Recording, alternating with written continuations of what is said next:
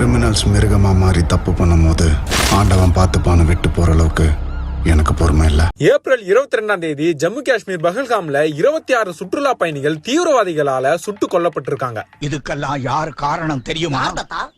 கொன்னுட்டு தீவிரவாதிகள் தப்பிச்சும் போயிருக்காங்க. இது திடீர் தாக்குதல், பாகிஸ்தான் முஸ்லிம்ஸ் தான் பண்ணாங்க அப்படின்னு ஒன்றிய பாஜக அரசு ஒவ்வொரு நடவடிக்கையும் எடுத்துட்டு இருக்காங்க. கொஞ்சம் சொல்லேன்ப்பா ஏன்னு.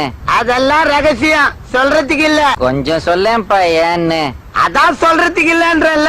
ஆனா உண்மையாவே இது ஒன்றிய அரசுக்கு தெரியாம நடந்த தாக்குதலா அப்படின்னு இல்லனா இந்த ஒரு சில கேள்விக்கு மோடி முதற்கொண்டு யாராவது பதில் சொல்லுவாங்க. ஐயோ, அத நான் எப்படிமா சொல்லுவேன்? கேள்வி 1, ஏற்கனவே பிளான் பண்ணியிருந்த மோடியோட காஷ்மீர் பயணம் ஏன் ரத்து செய்யப்பட்டுச்சு? அது ஏன் சவுதி பயணமா மாத்தப்பட்டுச்சு? கேள்வி 2, அமெரிக்க துணை ஜனாதிபதி இந்தியா வந்திருந்த நேரம் அவர்கிட்ட பேச வேண்டிய வரி சம்பந்தப்பட்ட விஷயங்கள் 1000 இருக்கும் போது ஏன் அவசரமா சவுதி ஓடினாரு மோடி? நம் ராஜதந்திரங்கள் அனைத்தும் வீணாகிவிட்டதே, இன்னும் பயிற்சி வேண்டுமோ?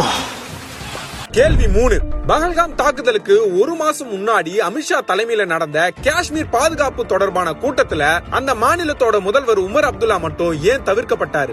என்னடா அநியாயமா இருக்கு? காஷ்மீரோட சட்ட ஒழுங்கு ஒன்றிய அரசு கிட்ட இருந்தாலும் அங்க பேசுற விஷயத்த அந்த மாநில முதல்வர் தெரிஞ்சுக்கிறது என்ன தப்பு? கேள்வி 4, பஹல்காம் டூர் போயிட்டு வந்த எல்லோரும் சொல்ற ஒரே விஷயம் அந்த இடத்துல பாதுகாப்பு அதிகமா இருக்கும், எப்பயும் ராணுவ வீரர்கள் சுத்திக்கிட்டே இருப்பாங்க அப்படின்றதுதான். ஆனா அன்னைக்கு மட்டும் ஏன் அந்த இடத்துல ராணுவ வீரர்களே இல்ல? இப்பவாது 2 வார்த்தை பேசுங்கய்யா. கேள்வி 5, தாக்குதல்ல அடிபட்டவங்களையும் அங்க இருந்த காஷ்மீரிகள் தான் சுமந்து வந்து கீழே இறக்கினாங்க. கடற்படை துணை மார்ஷல் ஒருத்தர் குண்டடிப்பட்டு 1.5 மணி நேரம் உயிரோட இருந்திருக்காரு. ஆனா அவருக்கு எந்த ராணுவ உதவியுமே வரல. தாக்குதல் நடந்தது தெரிஞ்சோ எந்த மருத்துவ உதவியுமே ஸ்பாட்டுக்கு வராதது ஏன்? கேள்வி 6, தாக்குதல் நடந்து முழு விவரம் வெளியே வரத்துக்கு முன்னாடியே எல்லா ஊடகமும் முதல்ல இந்துவான்னு கேட்டு சுட்டாங்க, சுட்டது முஸ்லிம்ஸ் தான் நியூஸ் பரப்பிட்டு இருந்தாங்க. ஆனா அப்படிலாம் எதுவுமே நடக்கல, எங்கிருந்தோ சரமாரியா சுட்டாங்கன்னு உண்மை வெளியே வந்ததும் அதை மட்டும் ஏன் எல்லா மீடியாவும் மறைக்கிறாங்க? என்னையா சொல்ற? அட சண்டாளிங்களா!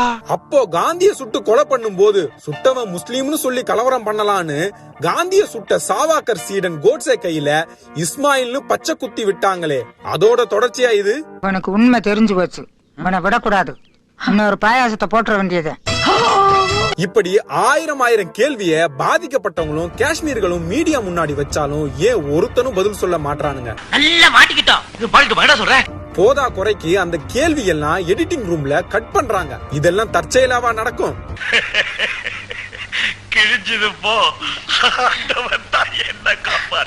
எல்லாத்துக்கும் மேல இந்த தாக்குதலுக்கு பொறுப்பேற்க வேண்டிய மோடி சவுதியில இருந்து வந்த உடனே தாக்குதல் பத்தின அனைத்து கட்சி கூட்டம் டெல்லியில கூட்டி இருக்கும் போது அந்த அனைத்து கட்சி கூட்டத்திலையும் கலந்துக்காம பாதிக்கப்பட்ட மக்களையும் நேர்ல போய் பார்க்காம பீகார்ல தேர்தல் பிரச்சாரத்துக்கு போயிருக்காரு. சிரிக்காத எரிச்சல் வருது, சிரிக்காத மாப்ள எரிச்சல் வருது, எரிச்ச மயிரத்தாத கடுப்பாயிருவேன். நான் கெட்ட வாரத்துல திட்டி போயிருவேன். ரத்தம் கொதிக்குது உன்னை பாக்க பாக்க. போயிரு. அவளுக்கு பனிஷ்மெண்டே கிடையாதா பாட்டி? அப்படி நினைக்காதடா அம்பி, அவளுக்கெல்லாம் நிச்சயம் தண்டனை உண்டு. இப்படி ஒரு பிரதமரை வச்சுக்கிட்டு யாருக்கிட்டதான் மக்களுக்கான நீதியை நாம எதிர்பார்க்க முடியும்? எல்லார்கிட்டயும் உதவி வாங்குறதே உன்னுடைய தலையெழுத்தா போச்சுங்க.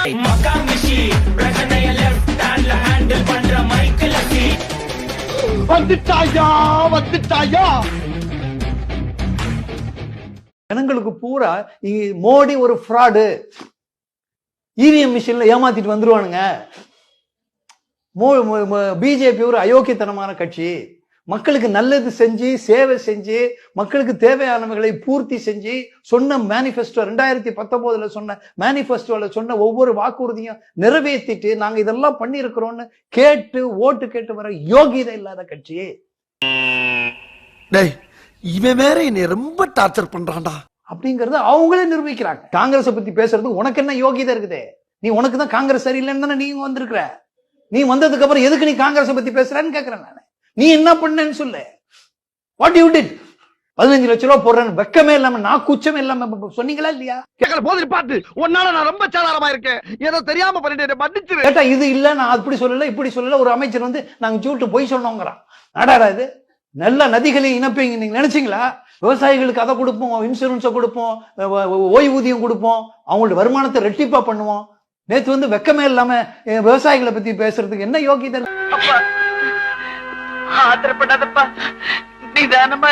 உங்களிடம் திறமை இருந்தால் எனக்கு பதில் சொல்லுங்கள். இந்த பயங்கரவாதிகள், நக்சலைட்டுகள், அவர்களுக்கு ஆயுதங்களும் வெடிமருந்துகளும் எங்கிருந்து வருகின்றன?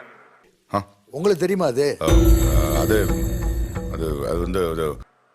அவர்கள் அதை அந்நிய நாட்டில் இருந்து பெறுகிறார்கள்.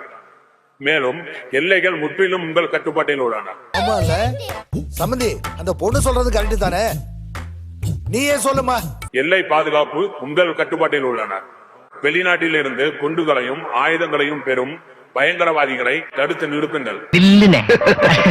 சரி அண்ணன் பிர்லி இந்த பிரசங்கம் பண்ணாரு. நான் அவர்களிடம் இரண்டாவது கேள்வியை கேட்டேன். பயங்கரவாதிகளுக்கு பணம் கிடைக்கிறது என்று நாங்கள் சொன்னோம். முழு பண பரிவர்த்தனை வடிவமும் இந்திய அரசாங்கத்தின் கட்டுப்பாட்டில் உள்ளது. இது ரிசர்வ் வங்கியின் கீழ் உள்ளது. இது வங்கிகள் மூலம் செயல்படுகிறது. பிரதமரே, இவ்வளவு நடக்கிறது, கவனமாக இருக்க முடியாதா? வெளிநாட்டில் இருந்து வரும் பணம் பயங்கரவாதிகளுக்கு செல்கிறது. உங்கள் கைகளில் அதிகாரம் உள்ளது, அதில் அரசு தலையிடுவதில்லை. நீங்கள் ஏன் அதை தடுத்து நிறுத்தக்கூடாது? ஏன் உங்களால் அதை பிடிக்க முடியவில்லை? அதற்கு நீங்கள் என்ன செய்ய விரும்புகிறீர்கள்? நான் அவர்களிடம் மூன்றாவது கேள்வியை கேட்டேன். வெளிநாட்டினர் பயங்கரவாதிகள் வடிவில் வருகிறார்கள். பயங்கரவாதிகள் ஒன்று கூடி ஓடிவிடுகிறார்கள். பிரதமர் அவர்களே, நீங்கள் சொல்லுங்கள். எல்லைகள் உங்கள் கைகளில் உள்ளன. கடலோர பாதுகாப்பு உங்கள் கையில் உள்ளது. BSF ராணுவம் உங்கள் கையில். பின்ன என்னங்க, என்னென்னமோ சொல்றீங்க, பெரிய பெரிய வார்த்தையெல்லாம் பேசுறீங்க. கடற்படை உங்கள் கையில். வெளிநாட்டில் இருந்து பயங்கரவாதிகள் எப்படி இங்கு வருகிறார்கள்? நீங்கள் பதில் சொல்லுங்கள். கரெக்ட், நியாயமான பேச்சுப்பா. உங்களிடம் அமைப்பு இருக்கிறது, ஆனால் உங்களிடம் பதில் இல்லை. நான் அவர்களிடம் நான்காவது கேள்வியை கேட்டேன். பிரதமர் அவர்களே, நீங்கள் சொல்லுங்கள். அனைத்து தகவல் தொடர்புகளும் இந்திய அரசாங்கத்தின் கட்டுப்பாட்டில் உள்ளன. யாராவது தொலைபேசியில் பேசினால், மின்னஞ்சல் அனுப்பினால், யாராவது தொடர்பு கொள்கிறார்கள் என்றால் இந்திய அரசாங்கம் அதை குறுக்கிட முடியும். இதை செய்வதன் மூலம் நீங்கள் தகவல்களை பெறலாம். பயங்கரவாத நடவடிக்கையில் தொடர்பு இருந்தால் நீங்கள் அதை நிறுத்தலாம். நான் பிரதமரிடம் கேட்க விரும்புகிறேன், இதை தடுக்க நீங்கள் என்ன செய்தீர்கள்? அவர்களிடம் பதில் இல்லை. அவர்களிடம் பதில் இல்லை. ஒரே அடியில 2 பேர் அப்படியே சுக்கு சுக்கா நொறுங்க போறீங்க. இப்ப நாம என்ன கேள்வி கேட்க வேண்டியிருக்கோம்? அந்த தீவிரவாதி வெளிநாட்டில் இருந்து வந்து இந்திய மக்களை சுட்டு கொண்டுட்டு போயிட்டான். இப்ப நாம பிஜேபி என்ன கேட்கிறோம் அப்படின்னா, இந்த சமயத்தில் கேட்காம வேற எந்த சமயத்துல கேட்கறது? அதனாலதான் கேட்கிறோம். எப்படி அந்த தீவிரவாதிகள் கொடுமையானவர்களோ கொடூரமானவர்களோ, அதே மாதிரி பாஜக சங்கிகளும் கொடூரமானவர்கள். மணிப்பூரில் 2 ஆண்டுகளுக்கும் மேலாக வன்முறை நடந்து 200க்கும் மேற்பட்ட இந்திய மக்கள் படுகொலைக்கு காரணமாக இருந்த பிஜேபி அரசை நம்ம என்ன சொல்றது? இன்னைக்கு உன்னை செம பெரட்டி பெரட்டா விட மாட்டேன். அங்க பெண்கள் பாலியல் வன்புணர்வுக்கு உள்ளக்கப்பட்டு மிக கொடூரமாக கொலை செய்யப்பட்டார்களே, அதற்கு நம்ம பாஜகவை இப்ப பழி தீர்க்கிறது. இப்ப நான் என்ன உங்களை சொல்றது? இப்ப பாஜகவை கேள்வி கேட்கறது. இதுக்கு பாஜக எப்போது பொறுப்பேற்கும், எப்போது பதில் சொல்லும்? நாட்டினுடைய பாதுகாப்பிலும் கோட்டை விட்ட பாஜக மணிப்பூர் போன்ற மாநிலங்களில் கலவரத்தை தூண்டிவிட்டு கட்டுப்படுத்தாமல் இன்டைரக்டா வந்து பல படுகொலைக்கு காரணமாக இருந்திருக்கு. மணிப்பூர் டேப்ஸ் அப்படின்னு ஒண்ணு வந்திருக்கும், தேடி கேட்டு பாருங்க. யாரையுமே தப்பிக்க விடக்கூடாதியா, அவங்க தூக்குல ஏத்தணும்யா, தூக்குல ஏத்தணும். கணவரை கொண்டுட்ட, என்னையும் கொன்று, என் பையனையும் கொன்று, எங்களையே உயிரோட விட்டு வைக்கிறேன். அதுக்கு அந்த தீவிரவாதி சொல்றா, இல்ல மோடிட்ட போய் நான் கொன்னேன்னு சொன்னேன் அப்படின்னு தெரியுது, நீ மூடு. அதே போல பேட்டி கொடுக்கக்கூடிய பல பேர் சொல்றாங்க, லைனா நிக்க வச்சு இஸ்லாமிக் குர்ஆன் வெர்ஸ் கேட்கறாங்க. சொல்லாதவங்கள 3 புல்லட் தலையில் 1 காதுல சொல்றாங்க. என்கிட்டயே கதை விடாத. சொன்னா இதுல வந்து அவங்கள காப்பாத்த வந்தது அங்க இருக்கக்கூடிய இஸ்லாமிய சகோதரர்கள் தான். ஏன்னா பெகல்காம்ல இந்த அட்டாக் நடந்த பிறகு பாத்தீங்கன்னா அது முதல் கட்ட சிகிச்சை உடனடியா வந்தது அங்க இருக்கக்கூடிய இஸ்லாமிய சொந்தங்கள் தான் வந்தாங்க. நீ செஞ்ச காரியத்திலேயே ஒரு நல்ல காரியம் எதுடான்னா இதாண்டா. அதனால் நாம் இதுல திரும்ப திரும்ப சொல்லுவது தீவிரவாதிகளுடைய மனநிலையை சொல்றோம்.